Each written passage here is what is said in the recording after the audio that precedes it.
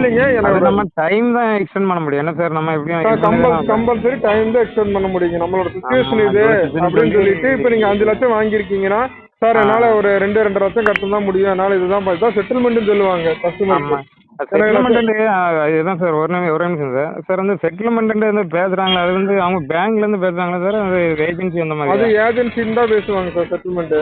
Actually sir, வந்து நான் இப்போ உங்கள்ட்ட ஒரு அமௌண்ட் இருக்கு அப்படின்னா அந்த அமௌண்ட்டை வச்சுட்டு என்னால் இவ்வளோ தான் சார் கட்ட முடியும், நான் இவ்வளோ வாங்கிட்டேன், ஆனால் என்னால் இதுக்கு மேலே கட்ட முடியாது, இதை வந்து கன்சிடர் பண்ணுங்கன்னு நம்ம பேங்க் ஒரு ரிக்வஸ்ட் வைப்போம். ரிக்வஸ்ட் வைக்கிறோன்னா அந்த பேங்க் வந்து ஒரு மார்ஜின் வச்சிருப்பாங்க, இந்த அமௌண்ட் வந்து இவ்வளோ தூரம் எடுத்துக்கலாம், இதில் அமௌண்ட் வந்து பேலன்ஸ் லாஸ் ஆஃப் இதில் எழுதிட்டு இந்த அமௌண்ட்டை எடுத்துக்கலாம் அப்படிங்கிற மாதிரி போடுவாங்க. எக்ஸாம்பிள் ஒரு 5 லட்சம் லோன் எடுத்திருக்காரு கஸ்டமர் அப்படின்னா, நான் ஒரு 3 லட்சம் தான் கட்ட முடியும், இல்லை 2 லட்சம் தான் கட்ட முடியும் அப்படின்னு சொல்லி நம்ம பேசி நம்ம செட்டில்மெண்ட் பண்ணிக்கலாங்க. அதுக்கு வந்து ஒரு 2 மாசம் டைம் கொடுப்பாங்க. பார்சியல் அமௌண்ட்டை ஒவ்வொரு லட்சமா கட்டிக்கலாம். அது எப்படி சார் அது கோர்ட்ல தான் இது பண்ண முடியும்? இல்ல இல்லைங்க, அது வந்து தனிங்க, அது தனி. சரி சார் நீங்க செட்டில்மெண்ட்ங்கிறது வந்து இங்க இது பண்றது. இதே கோர்ட்டுக்கு சார் நம்ம செட்டில்மெண்ட் நீங்க சொல்ற கரெக்ட் தான் சார். செட்டில்மெண்ட் இவங்க நம்ம ஏஜென்சி மூலியமா பேசுறாங்க சார்.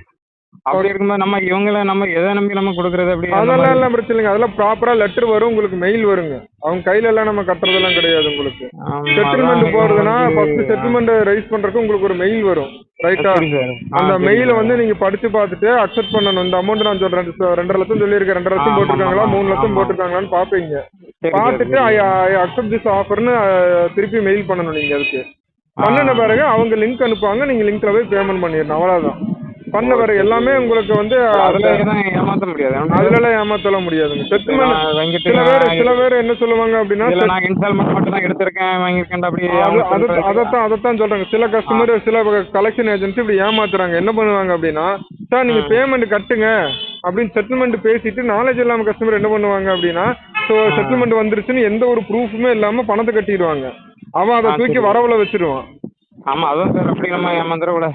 அப்படி அதனால நீங்க எப்பயுமே என்ன சொல்லணும்னா, ஒரு செட்டில்மெண்ட் பேசுறீங்கன்னா, ஓகே சார் நான் செட்டில்மெண்ட் 2 லட்சத்துக்கு நான் பேசிட்டேன், எனக்கு மெயில் பண்ணுங்கன்னு சொல்லணும்.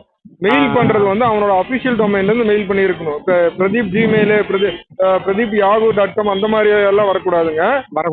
Bank HDFC bank Pradeep @HDFCbank.com அந்த மேல மென்ஷன் ஆயிருக்கணும். டொமைன் வந்து பேங்கோட டொமைன் தான் இருக்கணும். ஓகே ஓகே ஓகே புரியுதுங்களா? சில பேர் என்ன பண்ணிடுவானுங்க, பிரதீப் HDFCbank@gmail.comனு வரும். அது வந்து ஜிமெயில் இந்த உங்களுக்கு மெயில பார்த்தாவே தெரியும், அந்த பேங்க் பேர்ல வரணும். இப்ப நானே வந்து ஏமாத்துற மாதிரி இருந்துச்சுன்னா என்ன சொல்றேன், பிரதீப் கஸ்டமர் நாலேஜ் பார்ப்பேன். சரியில்லை அப்படின்னா பிரதீப் HDFCbank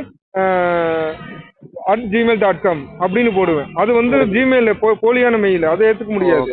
பிரதீப் HDFCbank.com இருக்கணும். அதே மாதிரி பிரதீப் RBLbank.com, பிரதீப் ICICIbank.comனு வரணும். இதுதான் வந்து கம்பெனி அபிஷியலா அவங்களுக்கு கொடுக்குற டொமைன். எனக்கு ஒரு டொமைன் கொடுத்துருப்பாங்க, நான் அந்த டொமைன்ல இருந்து தான் நான் மெயில் பண்ணுவேன். கண்டிப்பா கண்டிப்பா. ஸோ அந்த மெயில் வந்துருச்சுன்னா நீங்க பயப்பட வேணும், தாராளமா பேமெண்ட் பண்ணிக்கலாங்க. நீங்க எதுக்கும் ஒரி பண்ணிக்கலாம். ஸோ நீங்க பண்ணுங்க. நீங்க கோர்ட் ஆர்டர் ஏதாவது வருது அப்படின்னா